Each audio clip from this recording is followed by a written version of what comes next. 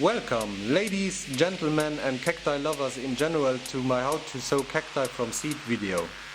While we're seeing a couple of my older sowings, I would like to use the opportunity to say a few words on the matter. Even if I'm mainly gonna be sowing Lophophora and Eriocarpus seeds, the method that I'm going to show you and my soil mixture should work on other desert cacti perfectly fine as well. I would like to mention that growing cacti from seeds isn't rocket science either, and there's a lot of different methods to do it, but I'm not gonna go into those today to keep the video as short and as simple as possible. The method I'm using should give you good results, provided that your seeds are fresh, because if your seeds aren't viable, having the perfect setup won't change a thing. That being said, you should always experiment around to see what works best for you, since the experience you'll gain will help you to find your most efficient and easy setup to start off your seeds in the best possible way. And without further ado, let's get into this. Okay, so I always start off by preparing my grow containers. Since I've sown quite a lot of seeds and varieties, it helps me to keep track which tub contains what. Being organized simplifies things later on too.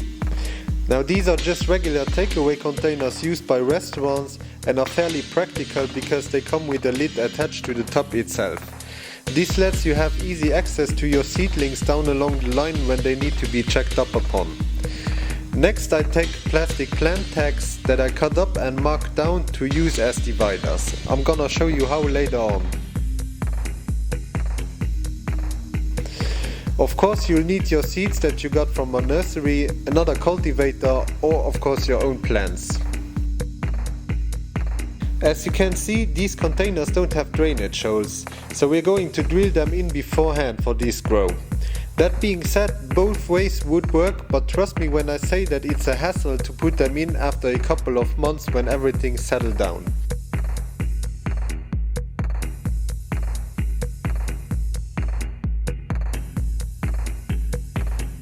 Here's an example of how I mark my sowings down so I'll be able to find them later on. And lastly, this is how the container looks like ready to rock. So I've marked down the various segments to which I've assigned a specific seed or variety. I've marked the dividers as well, so if one marking fades over time, I'm still be able to know what it is. Only thing I added after this was a fine mesh to prevent too much soil from falling out.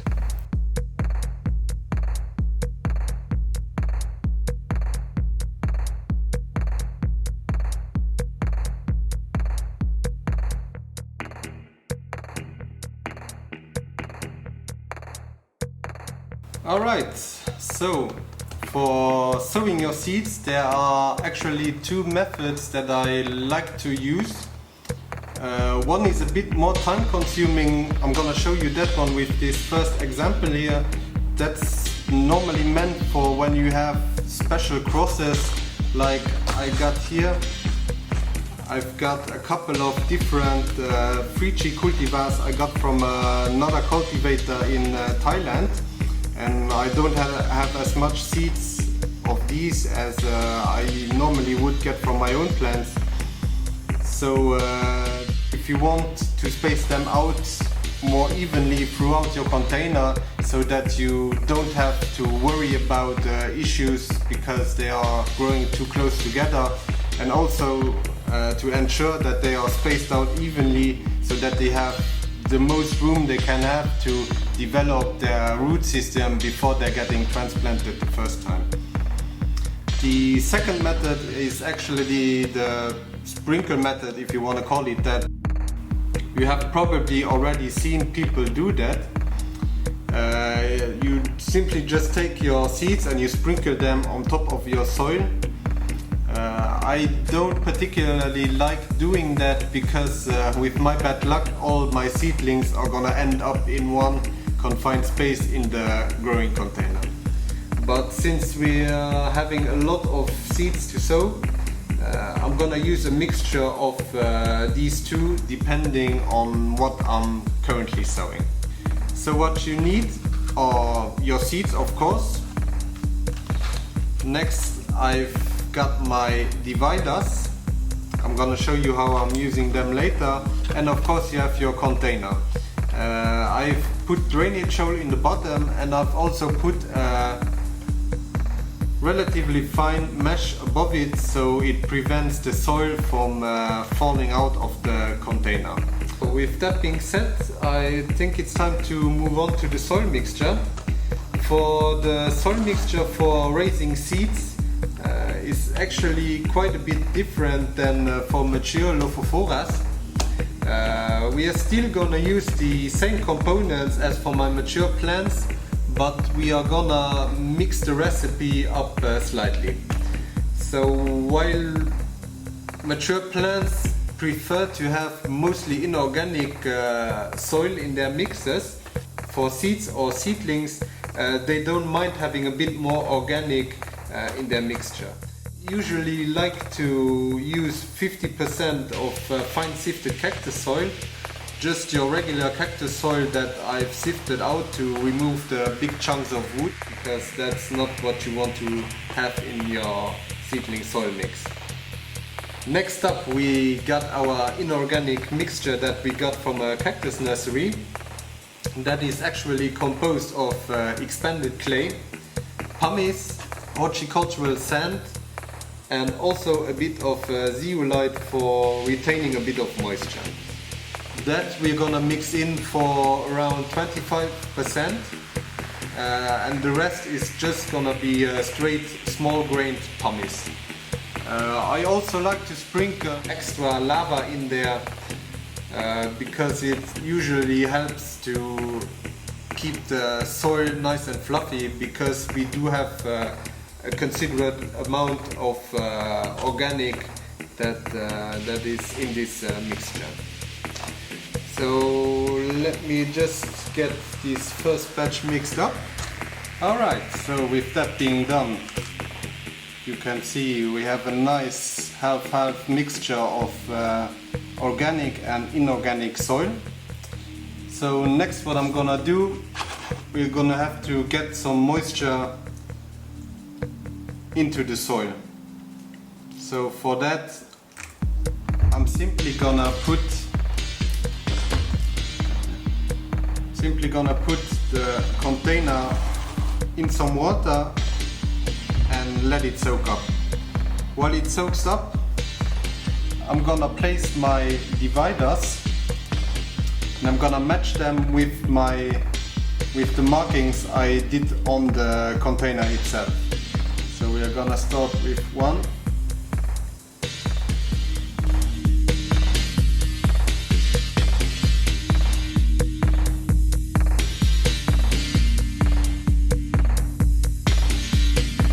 And with this we can then proceed to start and get to sowing. So what I'm gonna do is take a bit of paper. I always like to fold the sides up so the seeds don't roll off of it and onto the tray somewhere where I'm not gonna be able to get them back. So I'm gonna start with the one that I marked down to be started with, and what I'm gonna do is simply put all the seeds on this piece of paper. There we go. And then what I'm gonna do is take a regular plastic plant tag that you can get on Amazon or wherever. I'm gonna take just a small container with water, and I'm gonna dip the tip of the plant tag in there. So what will happen is I can pick the seeds up and I can just simply put them where I want. Of course this goes both ways, so sometimes they stick even after you want to place them down. And then we're just gonna continue doing that until we have placed all the seeds where we want to have them.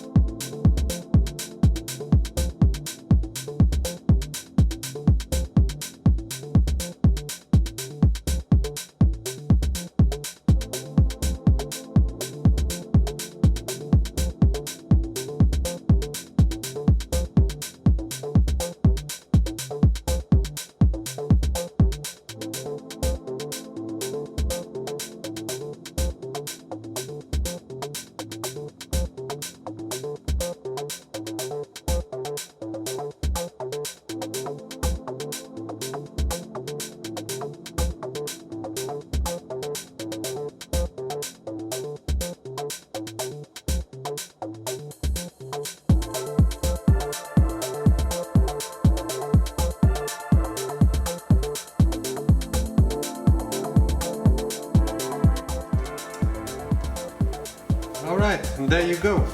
That's the first container. So the only thing that I'm gonna do is give these bad boys a small little misting, just so they can set in and contact the soil. And I'm also gonna mist the cover for a bit of humidity. Then all that's left to do is close the container, and there you go. That's pretty much it. I also don't cover my Lophophoras, since they are light germinators, and without any source of light they won't be able to germinate. Alright, so these are gonna go under the lights. I'm gonna continue the other 25 containers I have to do, and then I'm gonna catch you when I'm done with those.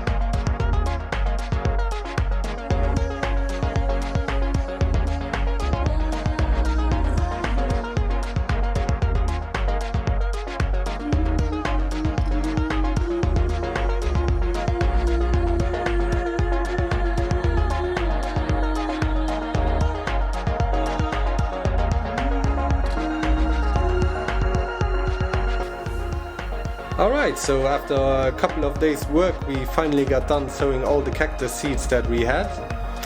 For the most part I've sown Lophophora hybrids, cultivars and different localities. We've got a bunch of Areocarpus seeds in there as well, all different species. And I've also dedicated one container to some Copiapoa seeds. Now I've never grown these from seed, but since they are desert cacti like the other two, I think they will be perfectly fine in the soil mixture that we chose and also in this specific method. So a couple of final words. I received the question fairly often if it's necessary to use a heat mat for seedling germination. That depends on where you are growing your seeds. If it's outside and you have to countermeasure temperature fluctuations, it would be beneficial to have a heat mat under your seedling tray. Since I'm growing all my seedlings inside under lights, I don't have to worry about temperature drops during the night, and so I'm not using a heat mat inside since room temperature is perfectly fine for seedling germination. More often than not, if you would be to use a heat mat inside, you run the risk of cooking your seedlings because the air in the container is just getting too hot and too humid for them, and they eventually all die to some rot or just melt away due to the humidity. Now for my lights, I don't have anything fancy. I'm using cheap LED grow lights I got from IKEA at some point. I don't think they have them anymore. These are about 10 watts and I've used them for 3 to 4 years now and I'm super happy with it. You don't need any big 300 watts LED or even metal halide bulbs. Just a simple small LED grow light is perfectly fine since they will be sun stressed at some point in their lifetime, even under those weak lights. Another point I'm getting asked fairly often is if I'm using a Ziploc bag to put my containers in. That depends as well. If you have a open container or a plant pot that's not closable by a lid like these, I would recommend that you would put them in a Ziploc bag. These containers have drainage holes, but as you can see they keep the humidity perfectly fine. So again, if you're growing these inside under lights where you can control everything, it's not necessary to put them in a Ziploc bag. So yeah, that being said, how am I gonna proceed on these seedlings? I'm gonna let them do their thing for a couple of weeks, and once they get to a little bigger size, I'm gonna start opening the containers on a regularly basis to check up on them and make sure that there are no issues like cobweb mold or some other nasty stuff that's developing in the grow container that could be harmful or even mean death for the seedlings. I'm probably gonna give you an update video soon as well. In the meantime, I would appreciate it if you could subscribe to my channel. So yeah, that being said, thanks for watching guys, catch you on the next one and happy cactusing!